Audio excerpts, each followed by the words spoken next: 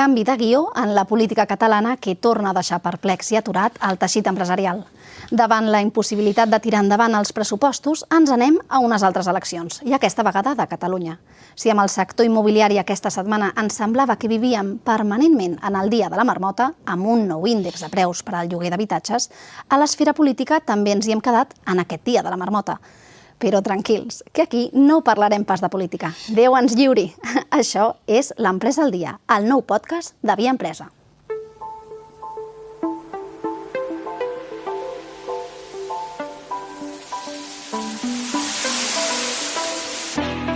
Benvinguts a l'Empresa al dia. Avui estem d'estrena.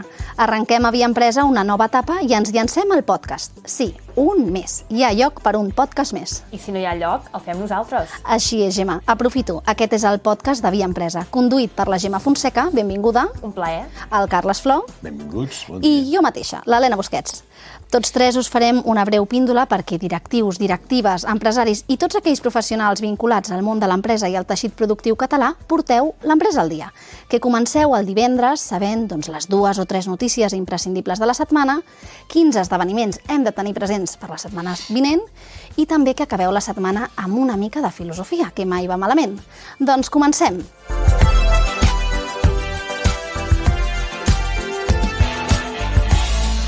Doncs sí, Gemma, Carles, malgrat l'anunci d'aquest dijous de les eleccions anticipades, el mercat de l'habitatge ha sigut el gran protagonista de la setmana. De fet, ens ha tingut a tots ben expectants, no? En principi, el nou índex de lloguer de preus havia d'entrar en vigor aquest dimecres i publicar-se al BOE el dimarts, però res. I no és la primera vegada que la data s'ajorna. Ja esperàvem la seva posada en marxa al febrer i això ha provocat aquesta mala comunicació i aquests timings un bon terrabastall.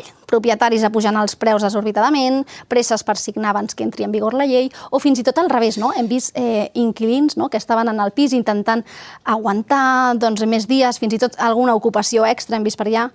Però bé, ràpidament, què és el nou índex de lloguer? Doncs és una mesura encabida dins de la nova llei de l'habitatge, proposada a totes les comunitats autònomes, a la qual només s'hi ha adherit Catalunya.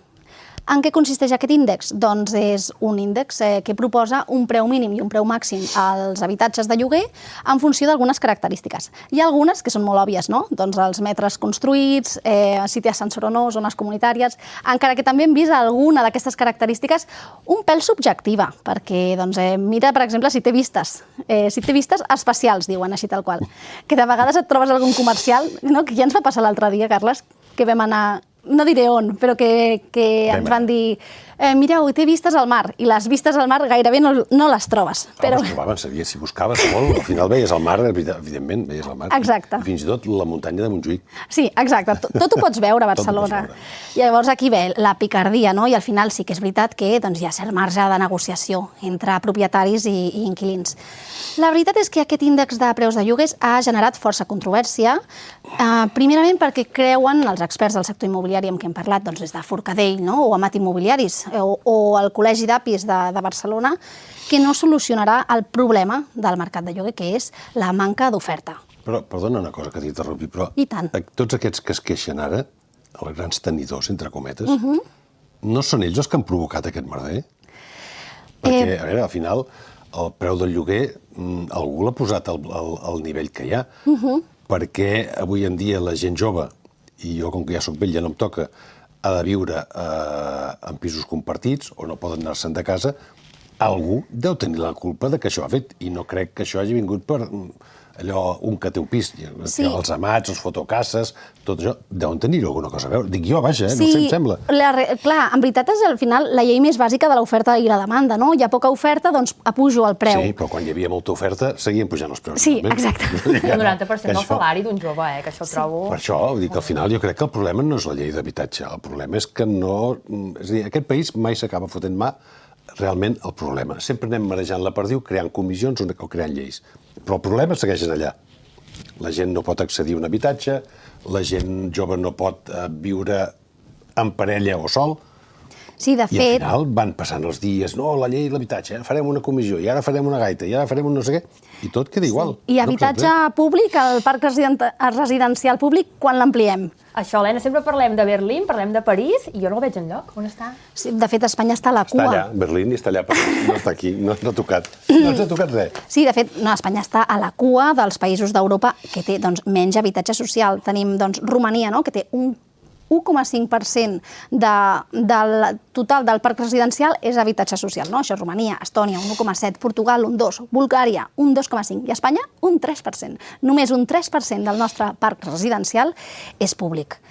Clar, és veritat que un dels objectius de la nova llei de l'habitatge estatal és ampliar aquest parc públic i que arribi a representar el 20% de tot el parc residencial espanyol. Però si fem números, i que no vull aquí enredar molt els oients amb els números, però si féssim un parell de números, s'haurien de construir, per arribar a aquest 20%, 300.000 habitatges públics cada any sense interrupció durant les pròximes 2 dècades. Sabeu quants hi ha projectats actualment per part de l'Estat? T'ha xupat, això. 183.000, és a dir, els números no quadren. Encara són molts, trobo. Sí, encara són molts. M'ha sorprès. Perquè, de fet, això està projectat, no? Després, això que es materialitzi, doncs veurem. Sí, hi ha una anècdota, perdona. Com que soc vell, els vells sempre expliquem anècdotes. Hi havia un conseller abans es deia Política Territorial i Obres Públiques, que li va tocar inaugurar uns pisos de protecció oficial. I li va dir al director general de l'habitatge, això està fantàstic, això ho hem de fer més. I el director general diu, mira, això ho va proposar el Pujol, ho va firmar el Mas, ho va començar el Montilla i ho inaugures tu. És a dir, fixa't els temps, les legislatures que han de passar fins que puguis tornar a inaugurar un altre. Al final és aquest, que tot va quedant empantanat. I com tots volen la medalleta, no? Per què ho faré, per què m'esforçaré, perquè després un altre se l'emporti. També ha generat controvèrsia el concepte de gran tenidor, que parlaves abans dels grans tenidors.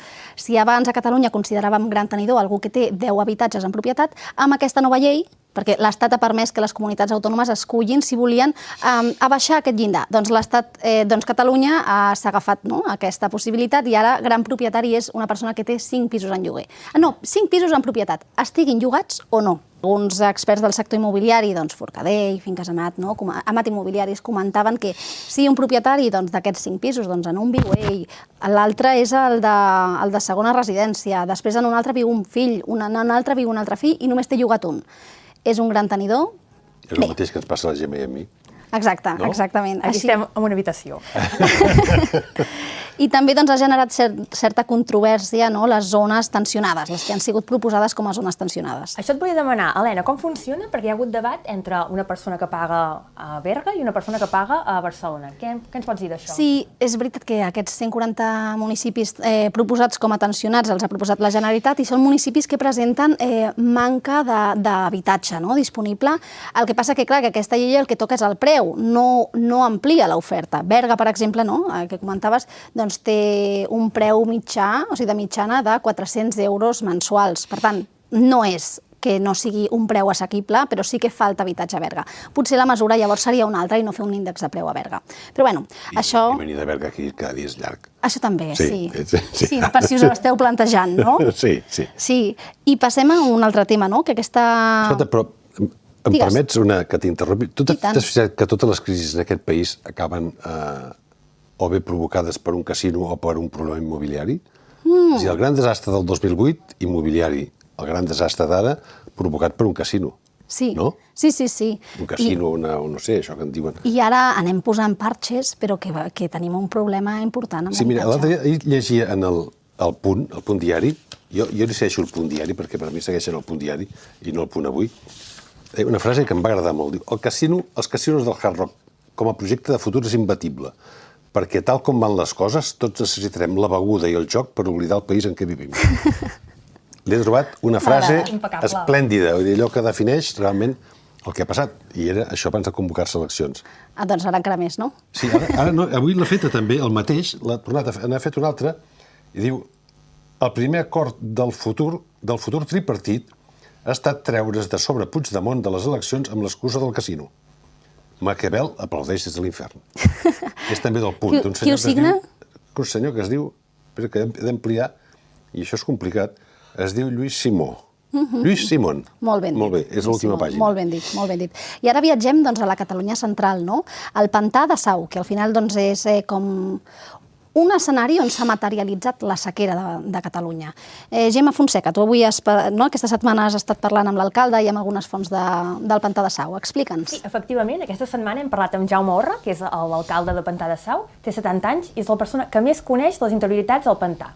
Què ens ha dit? Home, i ara interioritats es veuen, es veuen les interioritats. Han sortit al descobert. Totalment. Apareixen cadàvers d'aquells que ningú sabia on eren. I què ens explica Jaume Orra? Doncs ens explica que està fart de rebre periodistes d'arreu del món. Suecs, belgues, japonesos, anglesos, espanyols, catalans, tots li piquen al timbre de casa seva i per conèixer més les interioritats del pantà. Què més us puc explicar? Doncs que, per exemple, recentment va venir un periodista de The Guardian, un dels prestigiosos diaris britànics, i ho va comparar amb les pitjors sequeres d'Austràlia i els Estats Units. I li va sorprendre que això succeís al sud d'Europa.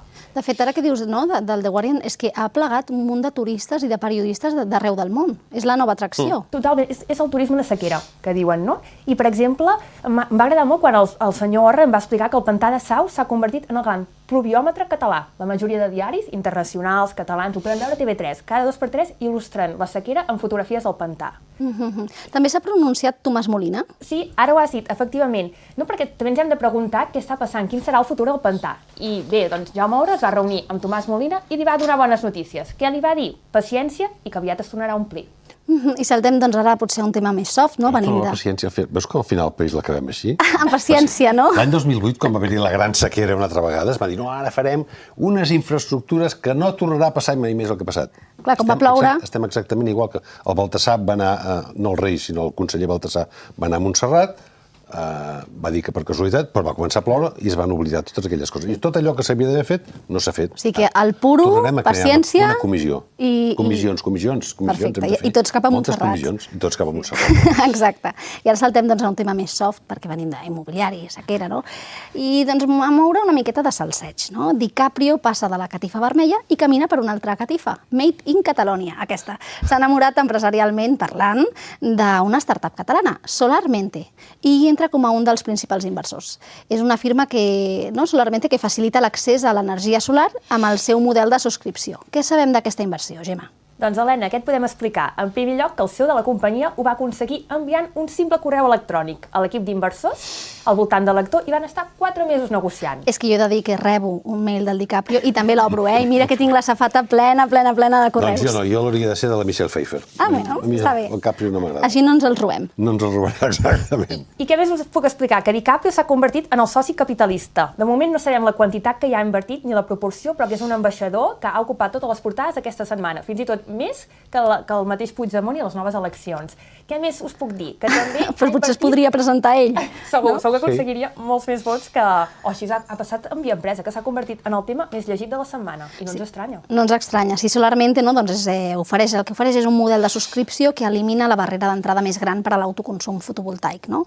I la seva subscripció mensual no requereix de costos inicials ni tarifes ocultes, inclou tot allò perquè els usuaris puguin disposar d'energia solar, de la instal·lació i el manteniment, fins a l'assegurança o tot el que estigui relacionat amb el procediment, només amb una subscripció. I segur, perquè l'altre dia vaig llegir en el Tot Sant Cugat vaig llegir un article d'un senyor que havia fet amb una empresa tot això i que llavors al final la que li havia donat la connexió era Endesa. I Endesa li va dir, sí, ja vindrem. I anaven passant els mesos i seguia sense estar connectat. Home, si el DiCaprio es posa seriós, potser sí que... No ho sé. Potser sí, no sé. Però al final, si depens al final d'Endesa o una de les grans, tornes a estar igual de fumut que abans. I ara que ja estem al dia, si és que es pot estar al dia realment, deixem de mirar aquesta setmana i mirem la següent. Què passarà la setmana vinent? Més enllà de declaracions i moviments polítics que veurem, amb alguns que tornaran a treure el cap i amb projectes que somiaran amb colar-se als debats polítics, els empresaris i les empresàries catalanes. Què se'ns presenta la setmana vinent que puguem afegir a les nostres agendes? El Carlos Rojas ens ho explica. Benvingut, Carlos. Hola, Helena. Aquesta setmana estarà molt marcada per la celebració d'Alimentària, que celebrarà la seva edició d'enguany del dilluns al dijous al recinte Gran Via de la Fira de Barcelona. Es tracta d'un congrés que servirà per abordar els principals reptes que afronta la indústria alimentària quant a innovació, digitalització i expansió internacional dels seus mercats. Hi haurà més de 350 sessions i prop de 700 experts. Dimarts 19 de març al matí tindrem l'Startup Talk de 9 a 10, una jornada online gratuïta organitzada per Acció en què s'ajudarà als participants a entrar a nous mercats i fer créixer una startup. També coneixeran les claus d'èxit de la mà d'un expert com Pepe Agell, soci de PRVC. A la tarda, a partir de les 7, al Cercle d'Economia tindrem un acte amb el quart tinent d'alcaldia d'Economia, Hisenda, Promoció Econòmica i Turisme de l'Ajuntament de Barcelona, Jordi Valls. La conferència es diu Barcelona, Europa, responsabilitats i oportunitats i serà un espai per compartir reflexions sobre el paper de Barcelona en un entorn global incert. Dimecres 20 de març, dues activitats més. A 2:15 del migdia, la Unió Empresarial de la Noia organitza la primera jornada d'indústria, un programa per donar a conèixer l'impacte de la intel·ligència artificial dins del món industrial. L'esdeveniment s'allargarà fins a les 4 de la tarda i després, a partir de les 6 del vespre, arribarà l'11a edició del Tech Up Night, una cita en anglès que reunirà la comunitat tecnològica de Barcelona amb l'objectiu d'inspirar-se en els millors continguts i l'oportunitat de gaudir d'un diàleg obert entre els participants i ponents en tecnologia. Serà a la Tec Barcelona Pier 01, Terres de Ciutat Vella. I acabem amb el dijous 21 de març, quan a més del tancament de la Fira d'Alimentària tindrem la tercera entrega de la Women in Tech Day 2024, una jornada en línia que busca ressaltar l'impacte d'expertes i crear oportunitats perquè més dones assumeixin rols de lideratge en aquests àmbits. Gràcies, Carlos. Apa, doncs ja tenim l'agenda plena. Però i la ment? La tenim plena? Plena de bones reflexions i aprenentatges? En cas que no, i en cas que hi càpiga una mica més, us recomano escoltar la píndola filosòfica de la politòloga i filòsofa Ariadna Romans, que com sempre ens connecta a la part més humanista i filosòfica de la vida amb el món empresarial. Fa falta una vida per aprendre a viure. Aquesta frase va ser pronunciada per Sèneca, pensador romà en l'era d'argent de la literatura llatina, que va exercir de polític, escriptor, dramaturg i fins i tot d'humorista. Ha arribat als nostres dies per la seva tasca en la reflexió de l'ètica i qüestions polítiques, així com a tasca com a actor introspectiu durant una època que no va ser gens senzilla. El que ens vol dir amb aquesta frase és que la vivència lineal de la nostra experiència fa que puguem aprendre sobre la marxa i, per tant, que no hi hagi una fórmula màgica per fer les coses.